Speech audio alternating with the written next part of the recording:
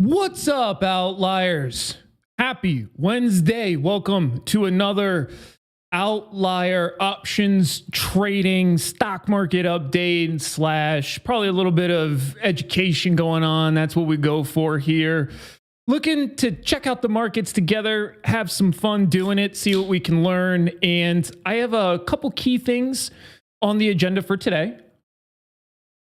One of them is taking a look at Tesla, in which I do have a trade on right now, and I am getting absolutely eviscerated.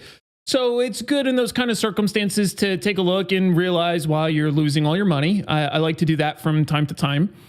And then the other is exploring some earnings plays. We have a couple coming up tomorrow that I have positions in, both Delta Airlines and Conagra Group's CAG is their ticker. And then we have really the main kickoff next week for earnings. So I want to spend a little time taking a look at that as well. So by the end of the stream today, you should have a pretty good recap of where the market sits so far, stuff that's interesting, probably some stuff that's not so interesting, but I find interesting. And then a pretty decent look, like I said, at Tesla, probably Delta Airlines, and then CAG as well. And then whatever comes up along the way. As you guys know, we ebb and flow on the live streams. That's the beauty of them. We go whatever direction you take us. So it looks like we got Shahazad and Why Not. Good to see both you guys. So let's start with a super quick overall market analysis / update.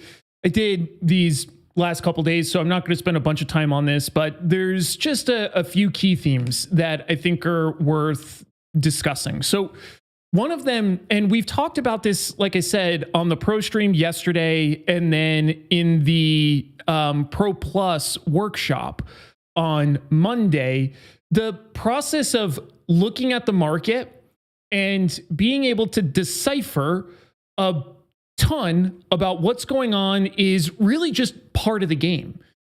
From there, we need to actually figure out what to do with the information. Some of the information is just kind of good, nice to have style information. And then some of it is stuff that can directly lead to a trading decision. And that's a primary objective as traders, is to find more of those instances where we are moving closer to tradable decisions. So a couple things stick out to me based on the price behavior in the last couple days. The first one, if you take a look at the Russell is up 1.08% on the day. It's leading the pack of the indices. For anybody that has followed the stream for the past, 2 months, I literally have been talking about this exact move. Not knowing when it was going to happen, I have absolutely no clue. But the fact that IWM has more ground to cover to the upside to get back to break even levels, and how that's likely to happen at a higher pace than Qs and SPY grinding out new all-time highs. That's an important note. Not only is that very tradable from a pairs trading lens, but even just from a direct small cap lens. Right now, we're seeing a lot of wind at the back of small caps. So this tells us two things. One, it confirms that small caps continue to be highly, highly sensitive to any tariff-based news. And the reason for that is because a lot of small cap companies are way more susceptible to these tariffs. Even companies like Apple, great example. Apple has massive supply chains and massive tariff risk, but they also have pricing power. They have really strong brands that, regardless of what the iPhone is going to be priced at, provided that it's at least marginally reasonable, people are going to buy it. I'll probably be one of them. So they have that kind of dominance. But a lot of small cap companies that are in the process of trying to turn a profit, maintain a profit, launch a new product, all these different kinds of variants, they are way more susceptible to all of these tariff conversations that we see come in and come out of the picture. So I actually want to start with that exact thing, talking about the tariffs. Now, there was a really, really cool website that I literally just stumbled across that I shared in the Discord, but I want to share with all of you because I don't know if I mentioned it, but it's a cool website. So it's this one right here. So this is from the AtlanticCouncil.org. I have to be honest, I don't know much about the organization. I've looked through them loosely. I just don't have a deep relationship with them. And the cool thing about this is it literally gives us a visual on what are the potential tariffs that are proposed or quote unquote threatened, which it defines based on all of the different regions. So you could say Guyana is looking real dicey. Same thing with good old Madagascar. I can't think of somebody that needs tariffs more than Madagascar and all of the things that Madagascar does. Obviously, that's complete sarcasm. I have absolutely no idea what Madagascar does. I think they do like vanilla beans and they got them little critters like lemurs or whatever that are pretty rare. Other than that, apparently they're just on the hit list. So joking aside, this website's pretty cool because it gives us a direct look at this, which I like a lot. And it also gives us a peek into some of the primary sectors and the impact to those sectors, which again, all of this stuff is really, really important because when we talk about healthcare, and again, for those that have been in the streams for any reasonable past duration, I've been talking about how healthcare has been one of my go-to places for shorts. And it's just because they continue to fucking go down. Not really revolutionary trading here. It's literally just using the news cycle and the Trump chaos to trade. Because as we discussed before, Trump's way of doing this stuff is, it's kind of like the way we do stuff in the military. We really do refer to it as like controlled chaos. And it's by design. Controlled chaos can be very difficult to wrap your arms around quickly and come up with a really advanced position as things continue to shift and move a ton. Now, the newest round of tariffs are allegedly slated for August. So as always, we can use options markets to fact check this. We can say, how accurate is this? So if we go and take a look at the actual options chain and we look at the vol surface. So typically speaking, for those that don't know, when we use the vol surface, we use out of the monies and we want to check out implied vol. So let's take a look at implied vol around 1 August and let's see how that's behaving. So what I'm going to do is get rid of all these weekly fronts because they're going to add a ton of noise. The front expirations are always going to have, not always, overwhelming majority of the time are going to have parabolic excessive vol. So it's skewing everything else, right? You notice how the front looks very dominant on its own, but watch, as soon as I click that away, then all of a sudden the scale changes. The scale will change again when I click enough of these away, and then I get to the next primary expirations with these really big tails. So what I like to do is just compare the ones that are interesting to me. So what's interesting to me is the July primary expiration, the 15 August primary expiration, and then the 1 August, which is around when we're expecting to see Tariff-Geddon come through. What do you notice about Tariff-Geddon in terms of vol? Anything stick out to you here? Because there's something that sticks out to me. What I see here is flat AF. That's what I see. So what does that mean? If I see that the vol curve is as flat as it is, The market isn't now starting to price in heavier on the put side. People aren't willing to pay more heavily on the put side or anything related to this one AUG expiration. So then if I get rid of the one AUG, maybe it's just because it's not a standard expiration. Maybe it's because it's, a weekly, or in this case, daily expiration. And let's get rid of the one AUG. And let's compare 18 July to 15 AUG. 15 AUG being the next primary expiration. What do I notice about 15 AUG compared to 18 July? The relationship looks normal. It's not just that it's lower, but it's that it's lower at a scale that paces with a lot of these other months if we kind of leapfrog them over one another. So there's absolutely a variance and larger variance between these because it's at the front. And as you go further out in time, the variance will contract pretty meaningfully. So Shahazad and Reese both have it exactly right. It means nobody's tripping. Nobody really cares right now. This isn't anything that's sparking a serious amount of concern. Now we'll see how it goes. This is also still very early out. This is one of the difficult things, and one of the funny things I tend to find about people who are like trying to forecast the market out, and they're trying to forecast it out months or years. You could probably do it with some relative accuracy, but it's so dynamic that it's very, very hard to do because there's going to be a lot of injects of new data sources.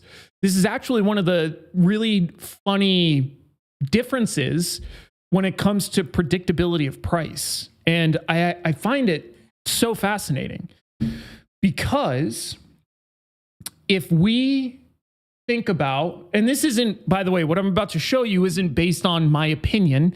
It's based on a series of research that most of it I've come across on SSRN, available to everybody for free. You can all go there. I think I might be one of the only fucking nerds that continually goes there. Again, I kind of have to reevaluate my life at some point. But if I think about trying to come up with a forecast, and I try to think about an economic forecast, economic forecasts are very difficult to be accurate the further out you go. So this tends to be more hard, and this tends to be less hard. And then there's the function of the stock market and stock price. You know what the ultimate irony is? It's typically less hard to predict further out and more hard to predict super short-term timeframes. Super interesting, isn't that? It's like a very, very different series of systems, hence a big part of the difficulty. Now, why might this be? Well, the system of the economy is based on a ton of different inputs, but many of them are way more predictable. When we think about stock price and we think about positioning, let's say that this is intraday, and we're just trying to guess up or down on the day. The reason why this is more difficult, Reese says Howard Marks might say emotion. Do you mean for stocks being more difficult to predict in shorter term time frame because of emotion?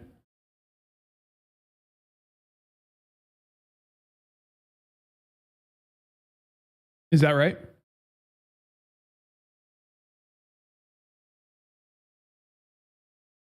I would argue differently. Reese says yes. I would argue differently. It's actually, I think the problem of chalking it up to emotion is too dismissive. It essentially just says, everybody that's out there doing this stuff, they're all emotional. They can't get themselves under control and they're just clicking the buttons. There's absolutely an element of that for sure. But what I would argue as the primary input here that's much more difficult to predict, and this is where really cool tools like Gex, Dealer Vanna, Dealer Charm become useful, is because of positioning. What this means is in short-term timeframes, people can choose to adjust their positioning for a million different reasons, literally over a million different reasons. It's probably not really countable, the number of reasons. I guess if you were to bucket them into broad buckets, that would be kind of easy, but then to get specific would be quite multivariate. This process of short-term positioning is very elusive. It can lead to things that move in ways that don't really make sense over short-term timeframes. However, we might view it as illogical, but for something that's trying to develop some sort of longer-term idea, it might actually be easier to develop. So, short-term stock movements are notoriously difficult. Now, there are some short-term stock market movements that are actually quite predictable. So things like opening range breakouts, that is a viable method. And it's something that I've traded for a little bit. I got out of it, but it's one of those things that is absolutely a viable profit mechanism to begin with. And it has a lot of subtext behind it that's very clearly explainable. Things like overnight positioning, the open auction, stuff like that. So back to this impact to the tariffs. From a trading lens, what I see here more broadly, right now at least, is that the market is not really concerned that much. It definitely has artifacts of slightly elevated vol compared to some of the other time frames. There's an easy way to test this, by the way. How might we test this? Does anybody have a guess?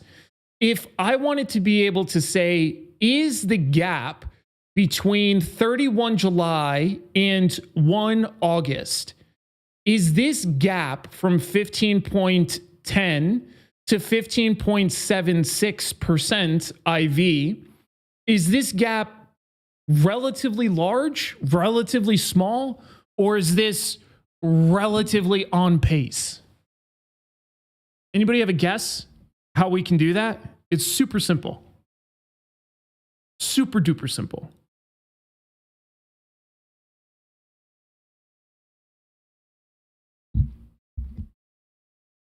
We need a guess. Vol curve, there you go. Shahazad says, check the vol term structure a little far out. Okay. Lauren says, no, I was wondering how to do that today. Yo, everybody should give a shout out to Lauren because she falls into that bucket of not afraid to ask. And that always just helps everybody. So shout out to you, Lauren. ZXBorg says, calculate premium per day and compare. Nope. The folks that are talking about looking at the term structure, much closer. So here's what we can do. We can go and take a look at let's do 21 July to 22 July. And we can eyeball that pretty close, right? Then I'm going to uncheck 21 and do 22 and 23. Pretty close. Then I'm going to do 20, uncheck 22, go to 24 and so on and so forth. You can see how I'm doing like this little leapfrog thing. And I'm just analyzing the relationships between these. And so far they've been really, really tight. Really, really tight. And when I go to 1 August, what happens? Still really, really tight. There's not like some sort of big, massive change. Then all of a sudden there's a bigger gap here, but why? Well, there's a weekend here. 1 August to 4 August. So we would expect that. Now, if we wanted to compare this again over relative periods, we would find another prior weekend. So between like these and compare those. But that's one way to do it. The other way to do it is literally just create a really simple time series using the monthly expirations and track the month, or really in this case, the day over day for most of these, the day over day change. Right? So just see what the difference is between this and this, then this and this, then this and this, just what we were eyeballing. You could do it in like Google Sheets and get a much more definitive answer. You do have to adjust it based on time because, as we talked about, you'll notice that these vols are scaled to a time frame. So if I look at these really near-term vols, let's say 10 July, you'll see that they get blown out. It's like 500% here, 353% here. But then for the at the monies, it's actually really low, right? It's kind of like 15, 14, 8, really, really low. So what ends up happening is a lot of the near-term stuff will have the tails blow out in terms of the vol.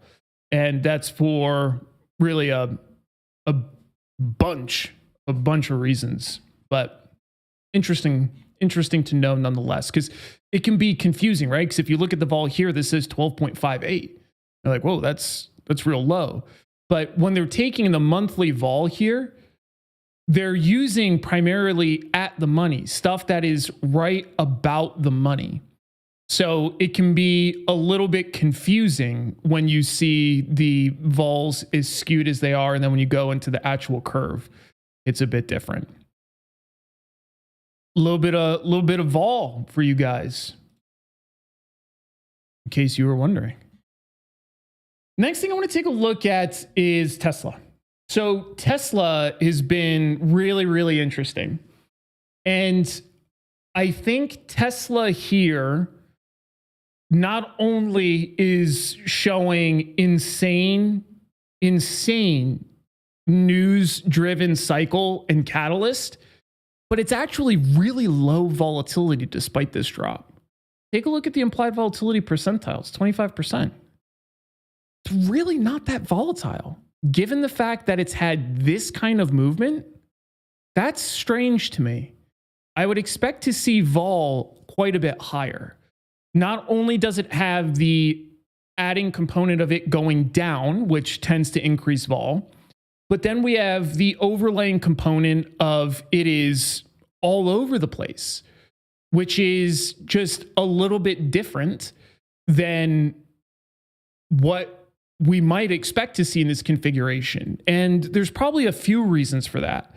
Now, I do wonder how heavily the market is penalizing Tesla for Musk.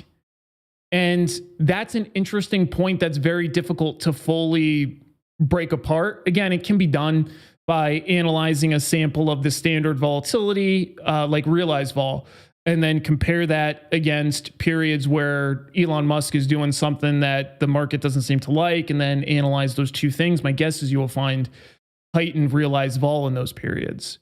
But Tesla right now, I think, not only from the news-driven side of stuff, but it does seem to be in a tenuous position. So I want to take a look at Tesla earnings, specifically its last earnings. And I want to see a couple things about it here. And then I actually want to take a look at a couple platforms so that we can look at broader trends. So let's see what's in here.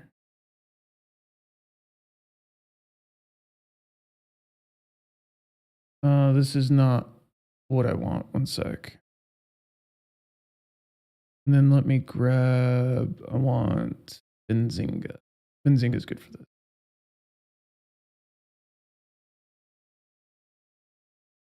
Cool. What do you guys think about Tesla? Like, what's the general pulse here? Do you guys think Tesla is oversold?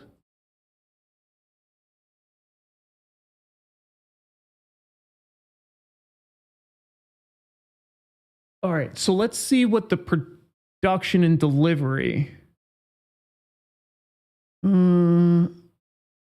Okay. So 373, I want to see a slightly longer term view.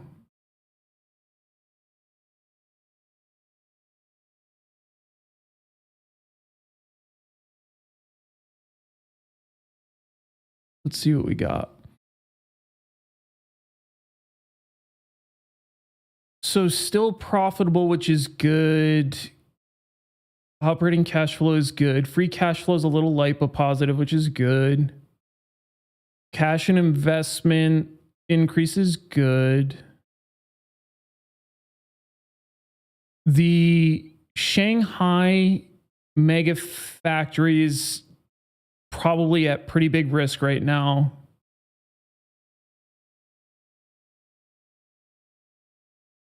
Shahzad says little oversold, not extremely. Elon's political involvement is hurting them for sure. Also, robotaxi launch was a little underwhelming.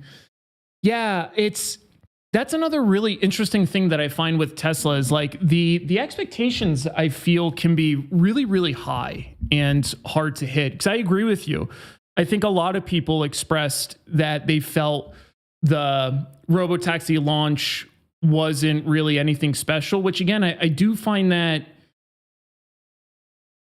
interesting because it seemed completely fine. It seemed decent, but I agree with you.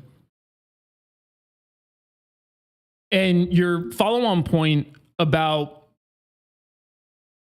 Musk and the political stuff, that shows a really, really interesting expectation around the value that he provides to the business. Because if we just being the royal we, if we think him being less involved in Tesla because of the American Party or whatever he launched necessitates 15% sell-off and increasing, that shows how valuable Musk is perceived to be for the overall company. And to me, that actually highlights a pretty serious idiosyncratic risk, because we start to then say Tesla effectively is Musk. And Musk is a big part of the equation, but I honestly don't see it that way. I see Tesla as a company that's generally led by Musk, but is probably also at this point built out to be pretty sustainable, kind of like Apple when Tim Cook died. And, you know, the initial reaction was total fear, but now we see Apple at all-time highs. So I could see it both ways. So let's see what their summary says. They accomplished industry first, simultaneously changing over production lines across all factories for the world best-selling vehicle, the Model Y. Tesla team successfully ramped production lines across 4 factories, maintaining supply chains across 3 continents without disruptions, blah, blah, blah. AI is a major pillar of growth for Tesla, which I do think that positions Tesla so well. They've done a good job diversifying what they do and getting involved in not just the automotive space, which I actually think is really smart. Energy storage products, stabilize the grid, shift energy. Because a funny thing I'm thinking of as I'm reading this is like a lot of electric vehicles use the Tesla charging infrastructure, which is hilarious. But it shows how far ahead Tesla is on a lot of those components. And it also shows that Elon really isn't trying to slow down the adoption, the fact that he's letting other entities use Tesla charging. Because if he wanted to be like really aggressive about it, he'd say, fuck you guys, you can't use my shit. But it's not out of charity, by the way. There's a lot of agreements that make that also worth their while. So I'm not saying that this is like some altruistic thing. It's still a business decision, but it would definitely be a better short-term business decision to tell them, no, you can't use it, and to slow down their adoption rate. But they choose not to do that, which I actually find interesting. I think that's good. Let's take a look at their financials really quick. Yeah, this is fine. So the first thing I'm looking at here is revenue. And this is not good. That's really not good. So revenue contracting like this is suboptimal. it's not just comparing quarter over quarter, it's comparing year over year, which is an important metric. Year over year, you don't want revenue to go down. Let's take a look at operating expenses. That's interesting. It didn't really change that much. Operating expenses did not go that much, but we lost a lot of operating income. Why? Where the fuck did it go? Primarily from this and this. So it's the relationship between total and cost of revenue is not all that different between these. So that tells us it really is top line contraction. Yeah, net income is not good.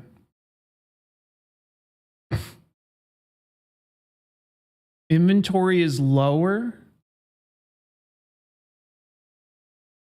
Cash is up a lot. And they're obviously taking advantage of the rate environment with short-term investments really scaling, which just good business.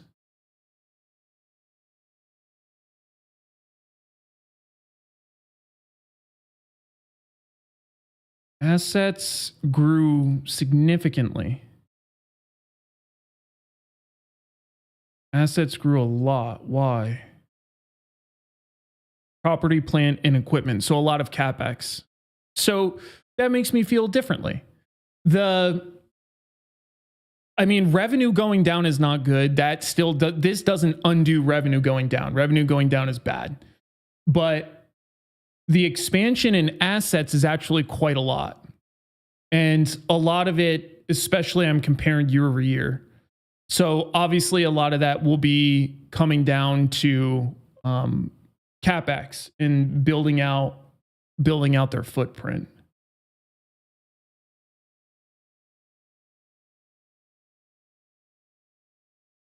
Liabilities, fine.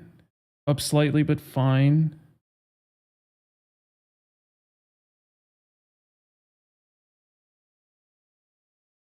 Cash flow is fine. Investing is fine. I mean, it's actually improving quite a lot, but it's fine. I mean, this actually looks pretty decent. So then it does beg a follow-on question.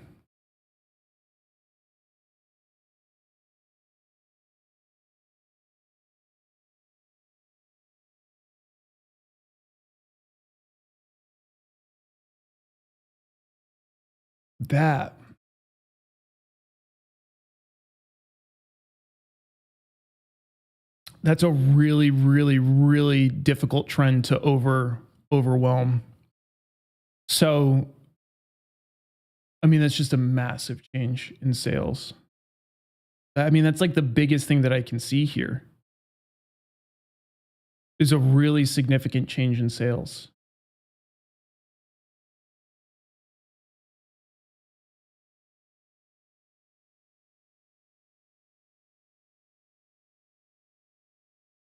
Yeah, everything else looks the same.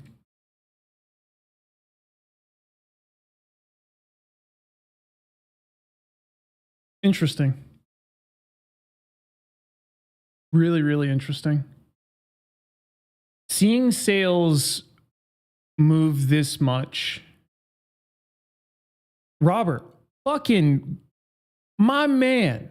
This is literally the exact next thing I was going to say. Is in order to come up with an actual apples to apples comparison here, we need to look at other automotive manufacturers. That's exactly right. Fucking A. Good job. So now the question is, though, I don't know what the best direct competitors are. I don't know if it would be GM or Ford. I don't know which one of these does more in electric vehicle sales. Do you guys?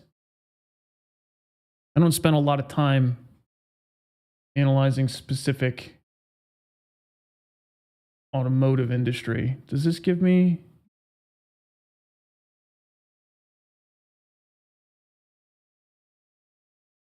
What's the breakdown though? Oh no, that's leases and loans.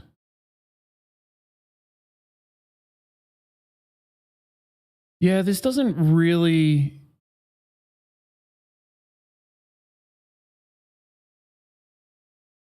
Let me ask Gemini. What major publicly traded company is most directly competitive with Tesla? Or compare? Because I would really pick one that's more electric car heavy. But I don't really know who that would be.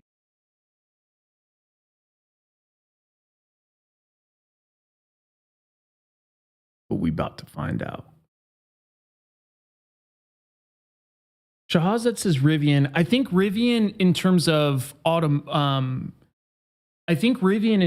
of like distribution of electric vehicles, I would agree with that, but it's not even close in terms of scale. So this says BYD, which I do think BYD is a good one. My next best guess was actually going to be Volkswagen.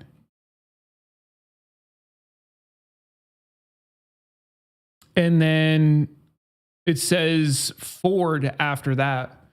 Ford with a larger pivot to EVs. So let's see.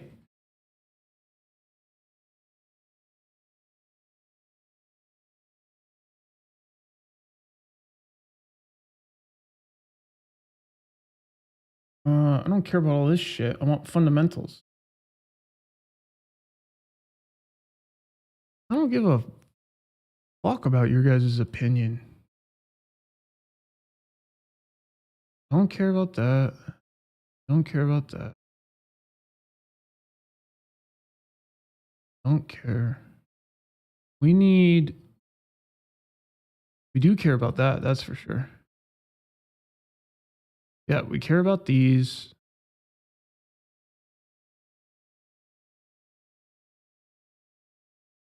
Here we go.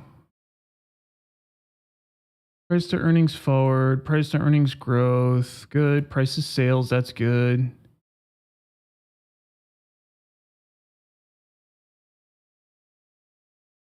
Yeah, that's fine.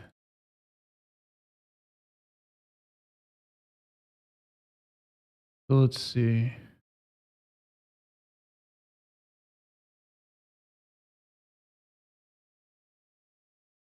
So it's definitely super heavily valued.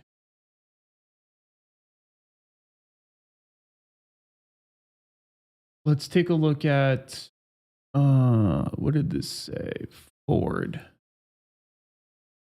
Triforce says BYD is Chinese. Yeah, they're a Chinese company. And let's check out Ford.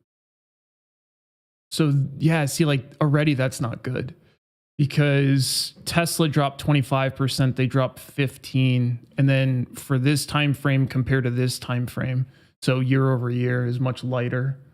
Let's take a look at Rivian. That's more on pace, but again, I really, they're not a good direct competitor.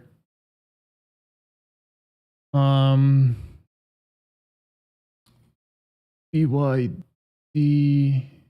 I think it's this one, BYDDY. They crushed down 38.75. Again, difficult for a direct comparison there because it's a Chinese-based company. And then let's take a look at GM. I think that's the next closest I can think of. Yeah, way more resilient. So this either means that there's a real big attack on electric vehicles, which that's also easy for us to find out really quick. What is the annual sale? No, let's see if we can do quarterly. What is the quarterly sale trend for EVs for the past 3 years? If AI can produce a quick answer to this, that would be the sickest thing ever. And it looks like it's trying. I'm bullish on it. Think it could do it. Give me 1 second. Got to pop the door for the dude.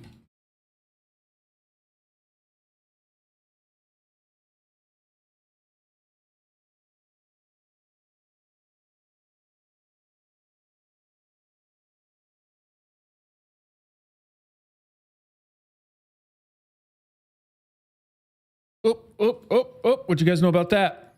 You guys know about that? Uh-oh. Feels weird over here, doesn't it? I feel like this spot feels like home.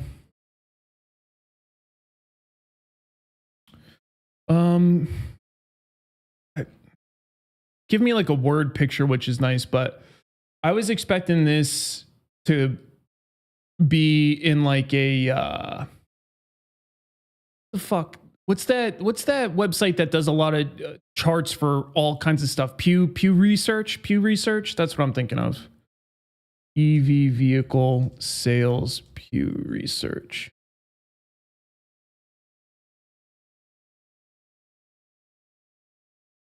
This is just interest in EV.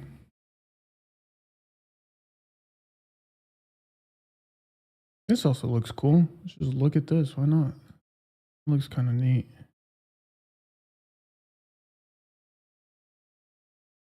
All right, let's see. Q1 25, 16% for. I didn't expect that. I always thought PWCs with their strategy and fucking, I worked at Deloitte.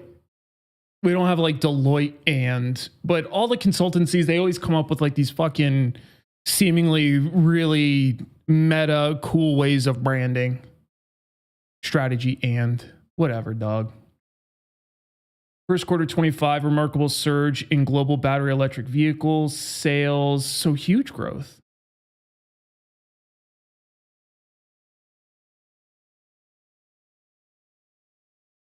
Big growth.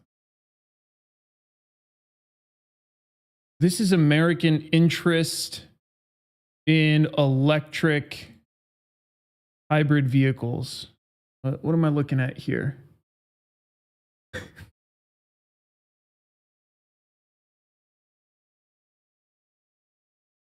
The fact that it's so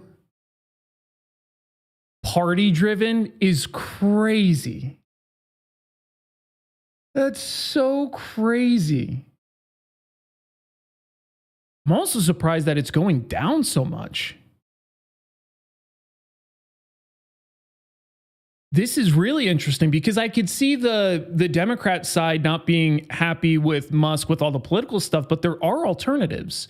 So this isn't saying like, are you interested in purchasing a Tesla? It says just an EV. So the fact that the Democrats are also what you would consider to be probably the more interested in like the green initiatives and stuff from a party perspective, to see that trending down that heavily is really, really interesting to me because there are alternatives. I would not have, did you guys expect this? I did not. And I didn't expect this either. I thought these guys would be lower than these guys, but I definitely thought all of them would be generally increasing. I did not expect it to be a decreasing. That's nuts to me.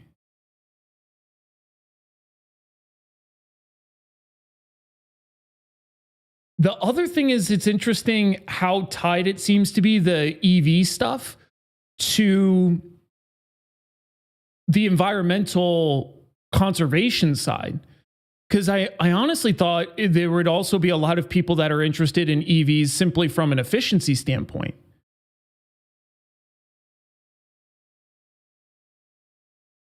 Xavier says it's weird that Grok says NVIDIA is more relatable or correlated to Tesla stock. I actually would agree with that because from a non-automotive pigeonholed lens. It's really a tech company. Like that's what Tesla is. They happen to produce cars. So I actually think this. Shahzad says, well, political polarization is at its highest and doesn't seem to slow down. Everyone is skewed because of that.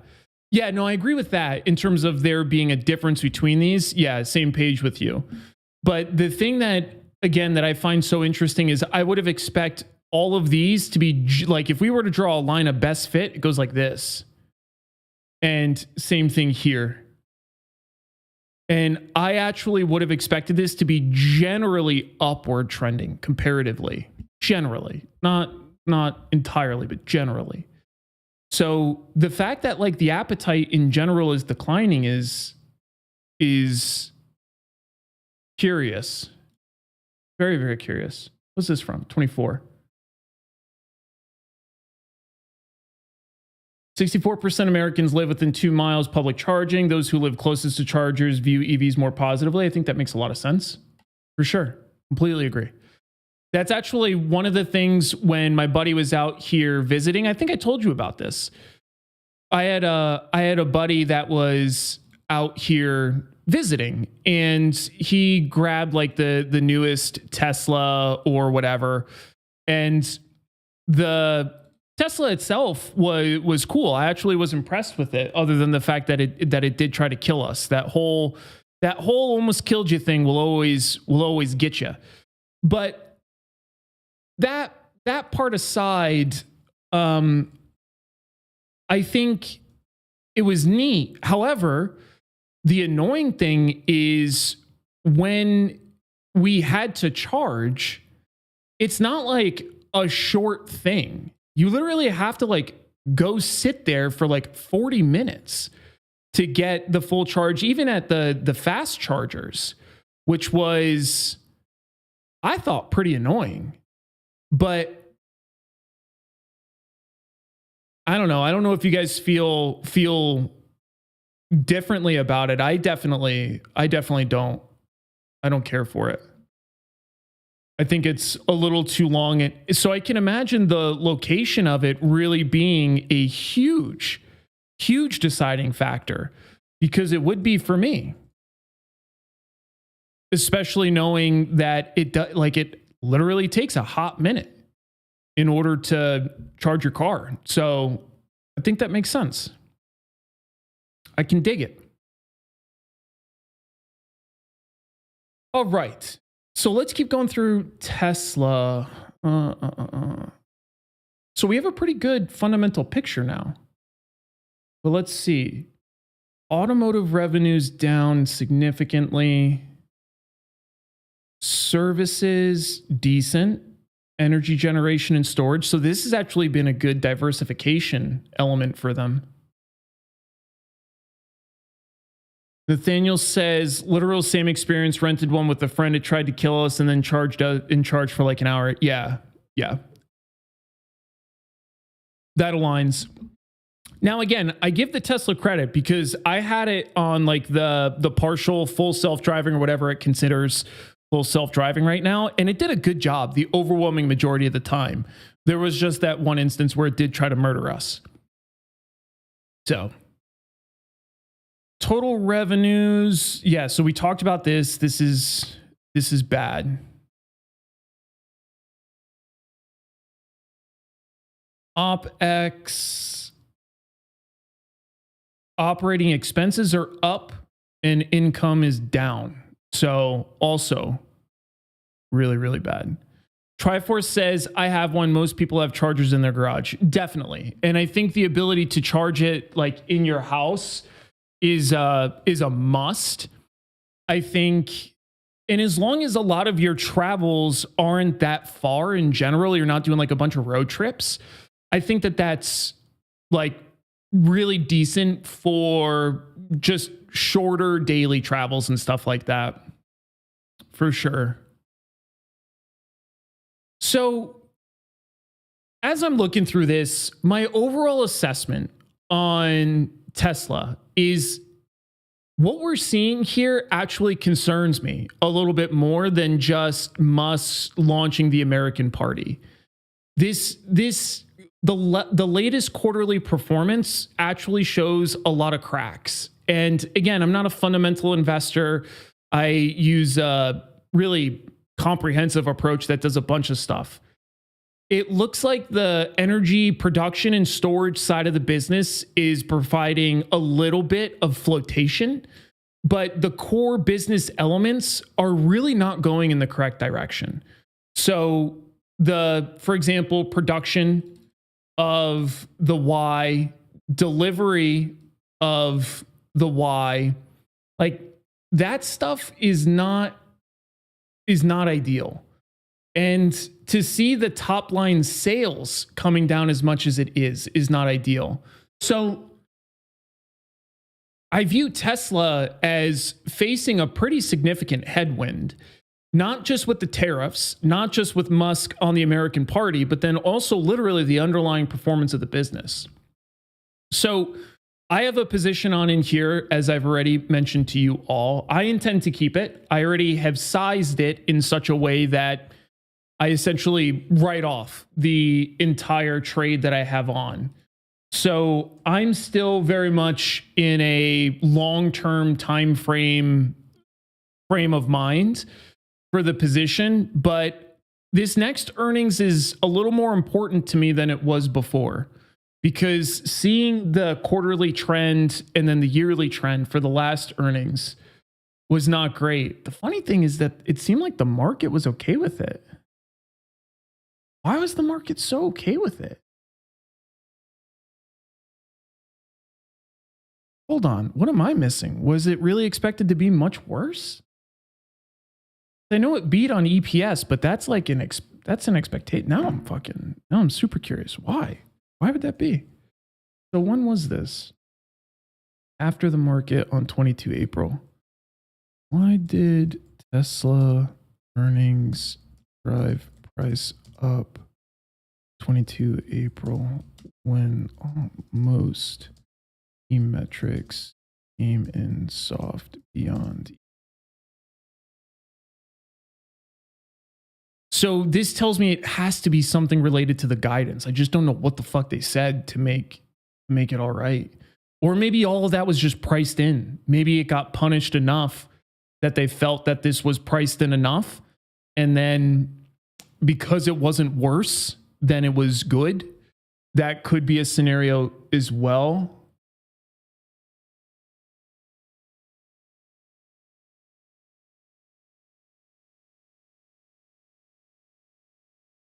So Gemini says it's exactly what I thought. This is the funny thing about trading, is when you do this long enough, you kind of identify the same fucking shit. So looking at Gemini, it says the stock rallied powerfully for one reason: Elon Musk completely changed the narrative and addressed the market's biggest fear head on. The bad news was already priced in. So leading up to 23 April, sentiment around Tesla was abysmal, stock down 40% for the year. So that's what I was literally just saying about, maybe it was already down enough and that price was baked in. So I agree with this. And then it says Elon Musk's announcement that Tesla would accelerate the launch of its more affordable models, right? That is always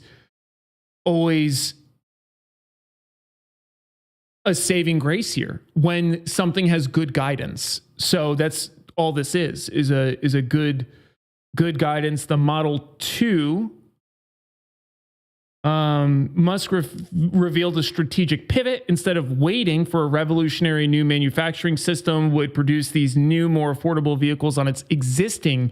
So that's what it is. So it's not just the launch or the idea of, because I think they talked about that before that earnings release, but it's the fact that it wasn't going to be pushed out as far. Mr. JWH, sup homie, says cheaper model and robotaxi. Yeah. So I think it's a mix of the cheaper model, and I think it's the supply chain backing for it. The fact that it looks like they were intending to use. So now the next question is, how many of, what's the status on that? So what is the current status of the Model 2. Because that's probably likely to be a big data point coming into this.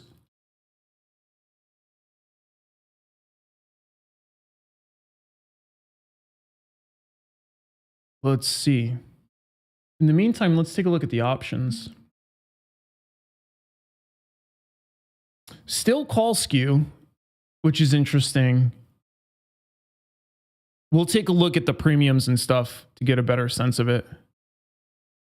But this says Tesla's anticipated Model 2 accelerated path to production expected to begin in the first half of 2025. We're here. It says Model 2, the project has been referred to code names by different kind of shit.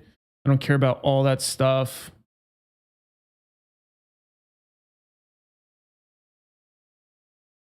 But where's the... Is it being produced?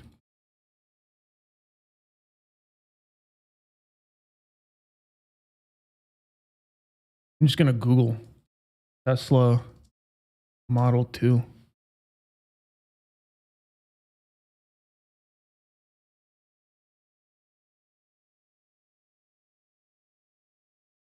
So this article is from 5 July. Tesla Y breaks out of 2-month sales slump in China. Okay, I don't care about that.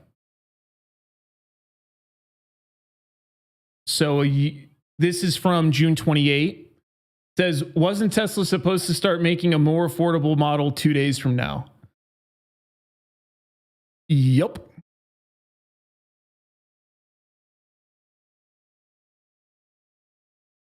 So it looks like it's not. So it looks like it's been radio silence. That's going to be huge. So this is, again, this is one of those things where this provides a lot of context for this upcoming earnings release. If the upcoming earnings release does not have definitive information about this Model 2, that's terrible. That would be really bad. So I have to imagine they have something in the works that they just haven't mentioned yet. And I do wonder if they'll mention it before their earnings, because that's going to be a pretty big bombshell for earnings. Yeah. Crazy. Really, really interesting, though.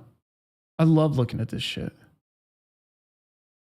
The market is, most of you probably that have been around for a while, most of you know at this point, like the markets genuinely fascinate me. So now is a great time. If you have anything that you want to take a look at together, let me know. In the meantime, what I want to do is take a look real quick at Delta Airlines and then CAG and then upcoming earnings. So Delta Airlines was really, really interesting to me. The reason why Delta Airlines was so interesting to me was because of this. I saw this come across the old desk earlier. Delta Airlines. And coming in on the day, huge, tons of short premium. So what does this mean to us? Well, it means that there's probably a lot of people trading earnings and trading vol earnings, which is always a fun game. The other thing that I thought was really interesting is these. The 55s, 22 days out, are really, really active. There's 5,400 of them traded today against an existing open interest of 181. So that's a significant amount of calls that were seemingly bought up. Seemingly. Tons of them. And a lot of this near-term stuff, the put side, that is typically just hedging. So I don't read into that too much. But a lot of the speculative, like this is a lot of calls to be bought on near-term timeframes that are scooped up. So I definitely found that interesting and worth paying attention to. If we take a look at the overall prices that we saw,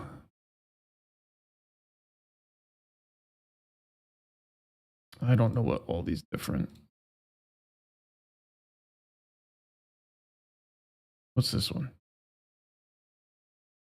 Yeah, it's good. Gets rid of all the stuff we don't want. Except this one we want single leg only. That's great. Good job. Cool. So we don't want this. We want Delta Airlines.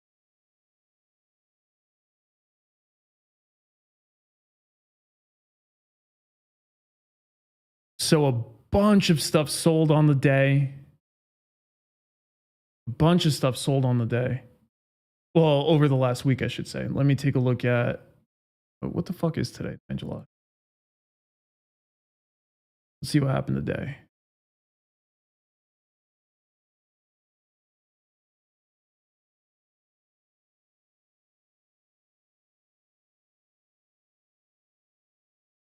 The 50s out in 26. So here's a great options trading question. Why would somebody the day before earnings get into the 2026 June options that are 343 days out at the 50s? Why would they do that? What's your guys' guess?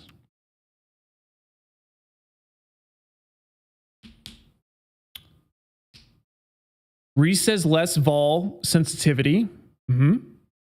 Definitely part of it. What else?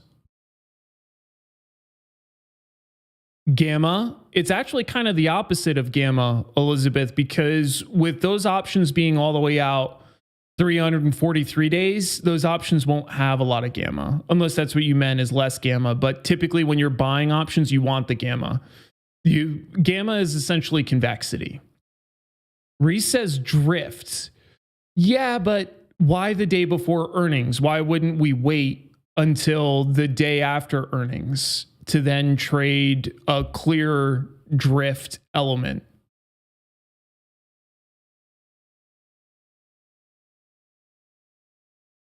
It's because this is a directional assumption. This is a directional assumption that's built on the catalyst for tomorrow, but is generally thought to go further out in time. Now, the other thing I notice here is it came through late in the day. So this is like really trying to actually isolate that effect. So this can either be something that somebody is looking to trade and they're hoping that they'll get a move a little further tomorrow. So they're using tomorrow as a catalyst, but then they're looking to see if they'll get a continuation move by going that far out.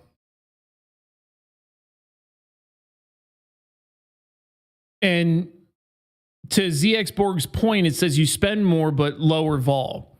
So it's actually funny because if you think about it, it actually will have more vol, and it's because there's more extrinsic value.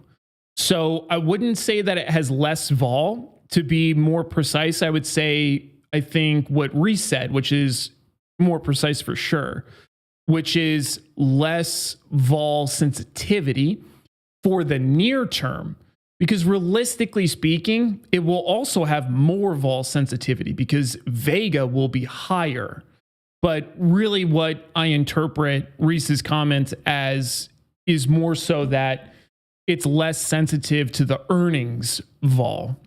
So it'll, ZX Borg says, I mean, the vol is averaged out over more time. So yes, less sensitivity.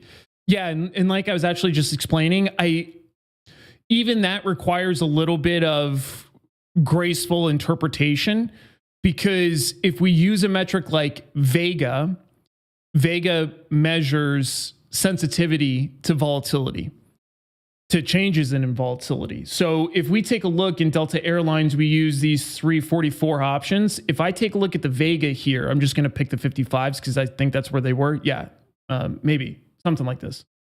The Vega in these is 0.194.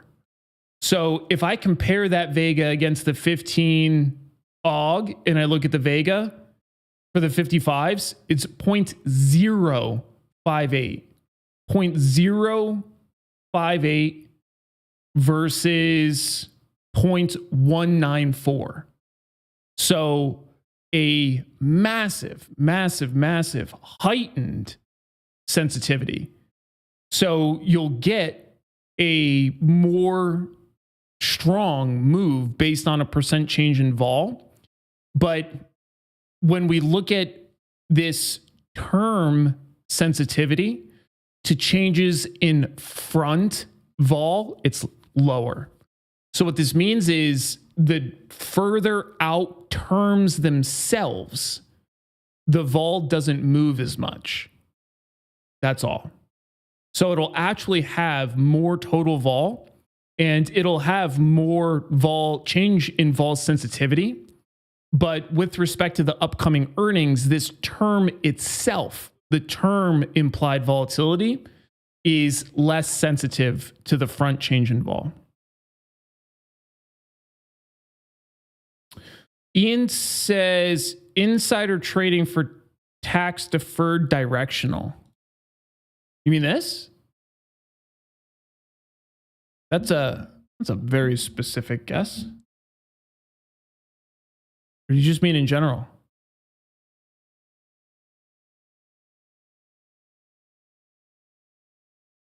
I think insider trading is hard to pick up from this. Yeah, I'm not sure if I see that. But the other thing that I was going to point out about those options is that because they have lower gamma, they're picking something that does have a higher delta, but the delta still has the capability to compound, right? The delta selected here is still only a 52 delta. So with only a 52 delta, this can still double, which is a significant move if there's a large enough directional move to facilitate that change in delta. So they still have set themselves up for sure for an element of compounding. But it just requires a larger directional move because there's less gamma in these options. And then the other that we were going to look at really quick is CAG, which is set for tomorrow. So CAG, really, really light call volume, or I'm sorry, current call OI. So this is still, you could tell like this is being directionally traded to the downside pretty massively. The puts on the day were generally bought. Interestingly enough, so were a lot of the calls. So that's either an expectation of a large move, but we have to see where most of this happened. So let's go to volume. Let's take a look at the front. Majority of the volume today is in the front.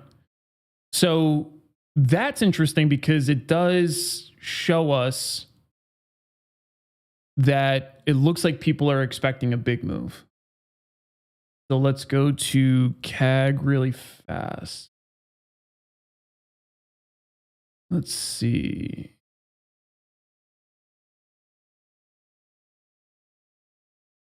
I want to limit it to, is that, wait, did that click all of them? I don't want all of them. I'm super confused. Looks like it's just the one. Yeah, it's just the one. Yeah, a lot of these were bought.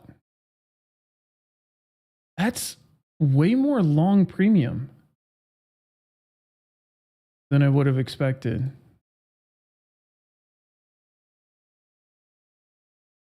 See.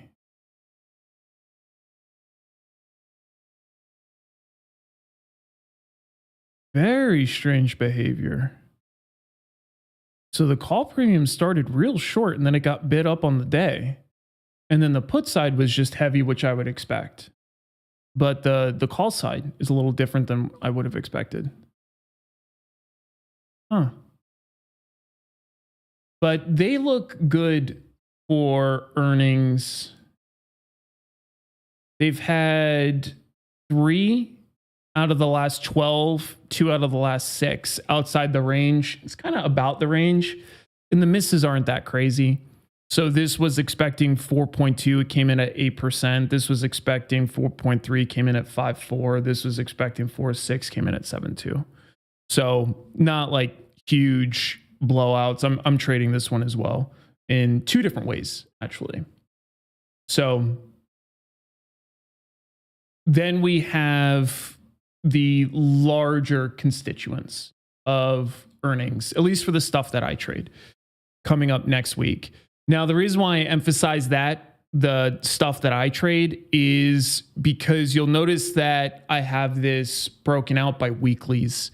And I purposely trade stuff that has weeklies because to really isolate the earnings effect in its more pure form, you want to be in the very front expiration that contains earnings, because if you do it across the monthly, it's a way more muted effect. And then it also serves as a proxy for liquidity.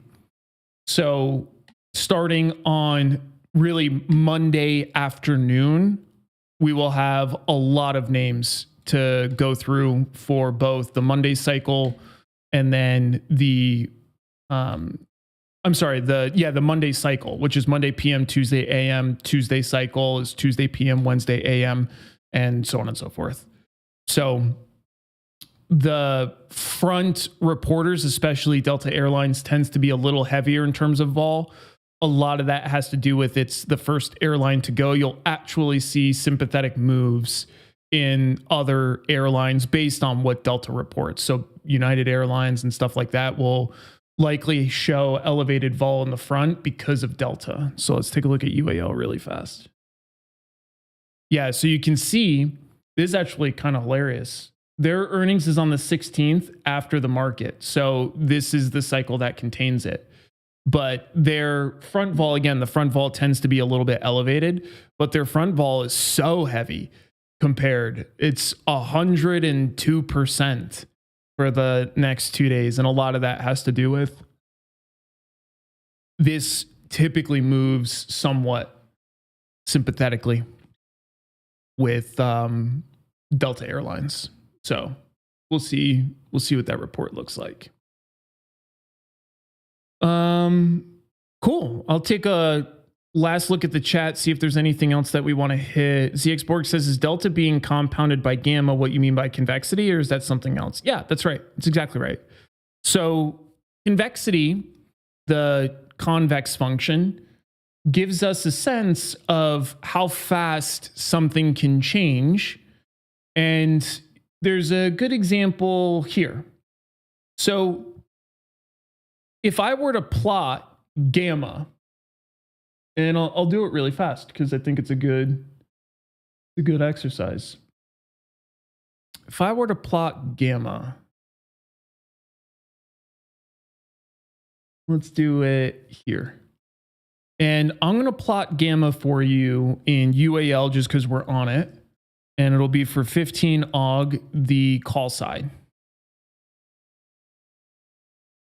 And all I'm going to do is start by taking like a delta sampling. So I'll take a delta of 1. We'll take a delta of 0.75. We'll take a delta of 5. We'll take a delta of 0.25. And then we'll take a delta of like 5. And if I look at the gamma for these,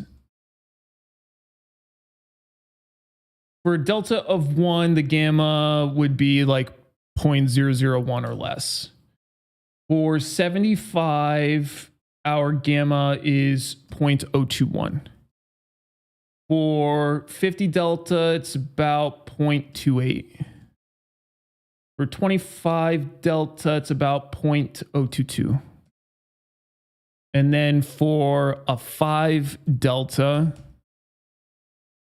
it's like probably 0.005. So if we plot this function,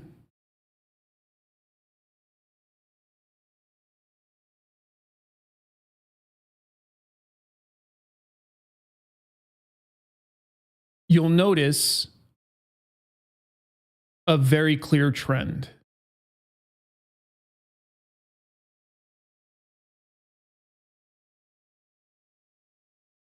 Your delta gives you a sense of what convexity is offered for the long option. So we peak for at the money, and you can see that as you move along this curve, so let's say that we buy a 20 delta. What ends up happening is as you get your move on that 20 delta, your delta obviously doesn't move linearly, but it moves by the input of gamma. So gamma causes your delta to move faster and faster and faster until it hits and peaks at the money. Once you're at the money, it still moves very fast, but it starts to slow down until you get deeper and deeper into the money, at which point it's very, very slow. So ZX Borg, your way of looking at it, it's exactly correct. It's a good job. So when we talk about convexity, convexity is what option buyers want. This is why you pay for an option.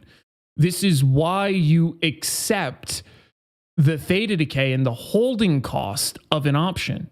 It's because you get convexity. That's the primary reason why anybody would choose to buy an option. Otherwise, if this convexity function isn't here, you don't really have leverage and you have a lot of other factors that can hurt you. So more often than not, you would literally just be better off holding the underlying itself. Now, small accounts would say, well, there's the capital efficiency component of, this being cheaper, and that's correct for smaller accounts for sure. So for a smaller account, even if this convexity wasn't there, they might still prefer it because it's cheaper, but it wouldn't just be cheaper. It still has a general trade-off. So the way to think about it is buyers of options are looking for convexity. Sellers of options are typically selling convexity in some sort, and they're collecting theta as the fair part of that trade-off. And this is also why option sellers tend to be able to build trades that have a higher probability of working out, because you have to balance out this function. And unless there's some sort of positive payoff potential while giving this up, we won't have another side of the trade, because you also have to remember the short side of the equation is capped profit potential. So you lose convexity, you have capped profit potential. That's not a great deal unless it's well compensated, and it's compensated through these other features. So yeah, it's a quick plot of delta and gamma and the relationship between the two. But this is essentially what convexity looks like. Very peaky. The other thing to remember is that if we were to plot different expirations on this same thing, you would find that gamma essentially, I think I have a simple plot here. One sec. Take a look at this. This is literally getting so ridiculous. I'm actually very curious for all of this stuff over here, like how much I'm going to be able to condense this down. It's kind of funny at this point to me, but I have a couple plots here of gamma for you. And you can see that based on days to expiration and based on moneyness. So these would be at the money options. And you can see that as you get closer in time, your gamma is almost always going to be very high. And as you go further out in time, your gamma flattens across the curve. And the reason for that is represented here. As you get closer to being at the money, all of these options have to start making some big decisions. They're either going to be in the money or out of the money. So gamma is a direct contributor to whether or not an option is going to be in the money or out of the money. So that's why you see it as pretty peaky here. Good question. Beautiful. That wraps me up. We have our Outlier Pro skill development live stream tomorrow. That one's going to be actually a deep dive into Bitcoin. So we're going to take a look at the technology. We're going to take a look at regulation, adoption, just get a closer look at it. Kind of funny timing with Bitcoin hitting new highs. And then Friday, I'm planning a options trading basic stream, not positive, but planning. And then Saturday, meme stock. We'll do GameStop specifically this weekend. We didn't get a chance to hit it last weekend. And then Sunday, Outlier Pro trading prep. We back on it. So as always, if you guys need anything, let me know. Hit me up in the Discord. Be an outlier. See y'all later.